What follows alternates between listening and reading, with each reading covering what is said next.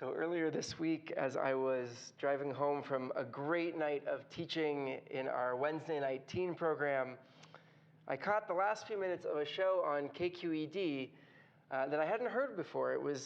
It's called Kelly Corrigan Wonders. Any fans of the show? It's like Wednesdays at 8. Yes, 1, 2, 3. All right. Kelly Corrigan Wonders. And this week, she was focusing on the meaning of life. Because why not, right? Easy to solve in an hour on the radio. No problem. More specifically, she was exploring a number of different religious leaders and thinkers' views on sort of this question of what really matters and where belief fits in to what matters in our lives. One guest, writer and at one time slightly disgraced journalist, Johann Hari, spoke about the notion of what he called junk values. Like junk food, argued Hari, which we know is not good for our bodies, but which we crave and seek out and eat anyways, junk values have a similar impact on our mental and spiritual health. We hold on to junk values when we center our definition of being happy around material things like having more money, more power, or more success.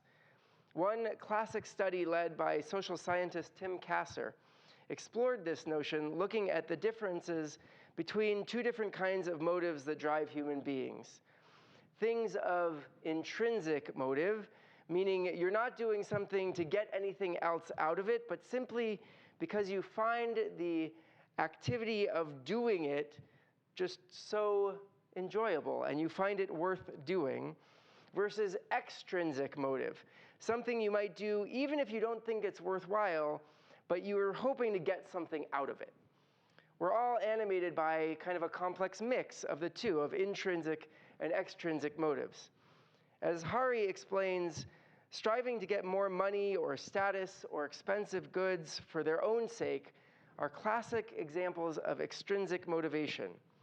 What Kasser's study found is that people who achieved their extrinsic goals didn't experience any increase in day-to-day happiness. None. Your promotion, your fancy car, the new iPhone, the expensive necklace, they won't improve your happiness at all. But, says Hari, people who achieved their intrinsic goals did become significantly happier and less depressed and anxious. As they worked at it and felt they became, say, a better friend, they became more satisfied with life, being a better parent, dancing for the sheer joy of it, helping another person just because it's the right thing to do. They significantly boost your happiness. In other words, if our value system is based on placing our hopes and dreams and our general sense of well-being is tied to the acquisition of things, no matter how much we acquire, we'll always find ourselves feeling empty at the end of the day. As Hari puts it, junk food looks like food, but it doesn't meet our underlying nutritional needs. In a similar way, junk values don't meet our underlying psychological needs to have meaning and connection in our lives. Extrinsic values, junk values, are KFC for the soul. It's a good line. Yet our culture constantly pushes us to live extrinsically. In this week's Torah portion, we're given a powerful example of the beneficial fiber of a real soul-stirring values and the importance of engaging with what really matters in our lives.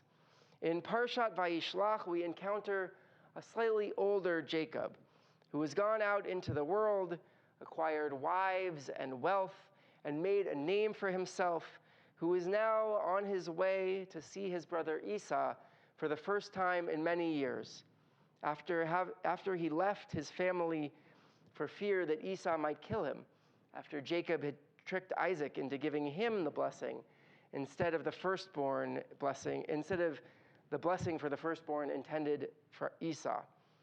Understandably, Jacob is a little nervous about how things will go and how this encounter will play out.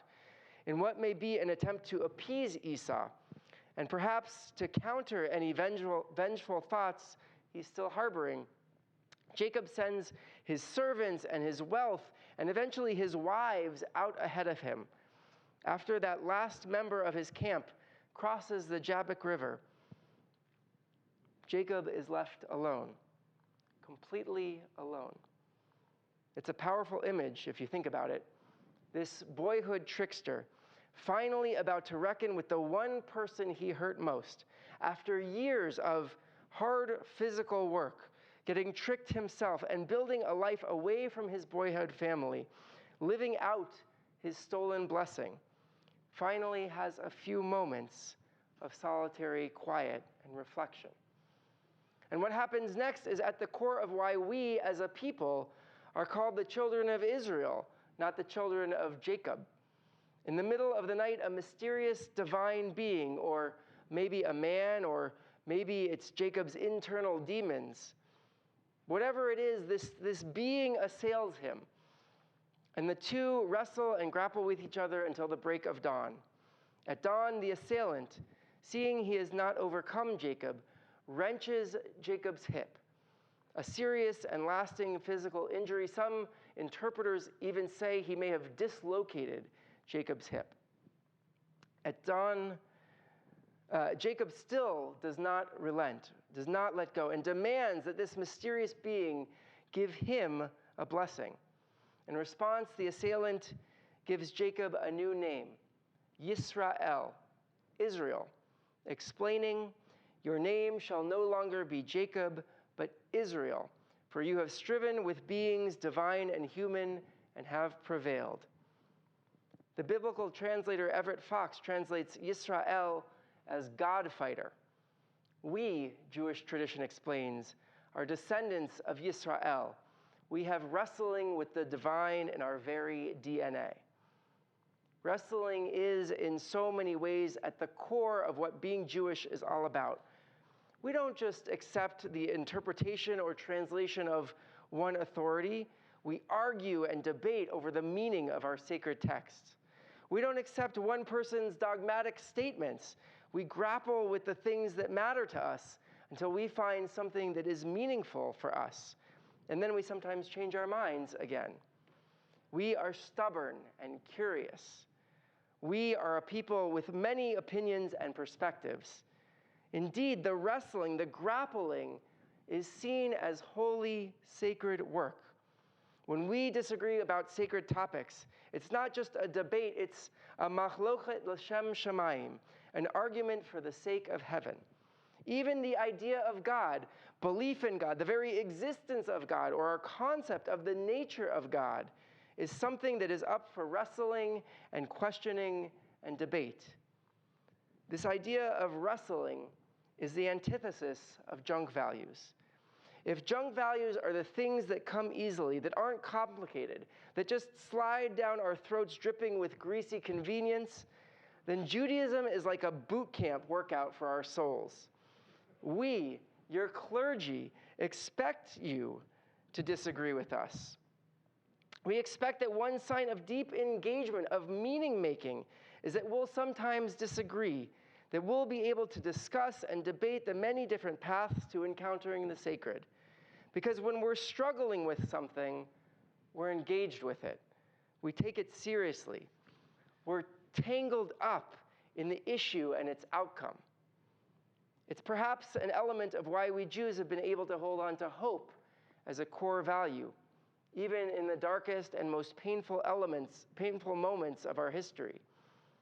We refuse to accept that the world as it is, or the world as it may currently be, with all of its brokenness and injustice and inequality and anti-Semitism and pain, it simply cannot be the world we know it ought to be. And so we wrestle with the world around us. We engage. We fight for our core values of justice and decency. We look at our fellow human beings, no matter how different their lived experiences may be from ours, and search to find the image of the divine within them. With this morning's announcement of the acquittal of Kyle Rittenhouse, we struggle with what we may feel is a lack of justice in our criminal justice system. And together, will find ways to lift up our voices to combat injustice when we see it. When we see brokenness in our world, we are called by our tradition to engage, not disengage and step back, even if it's sometimes painful. When we struggle, when we grapple with things of substance, when we carry ourselves with compassion and care, and conduct our lives with a spirit of giving and generosity, we are wrestling to combat junk values. As we enter this season of Thanksgiving, may we continue to reflect on what truly matters in our lives. And if we're fortunate to have more than we need, may we also feel inspired to give to others in need as well. May we always continue to stay engaged in the wrestling and struggling with that which is sacred and meaningful, doing justice, loving kindness, and walking humbly with God. Shabbat shalom.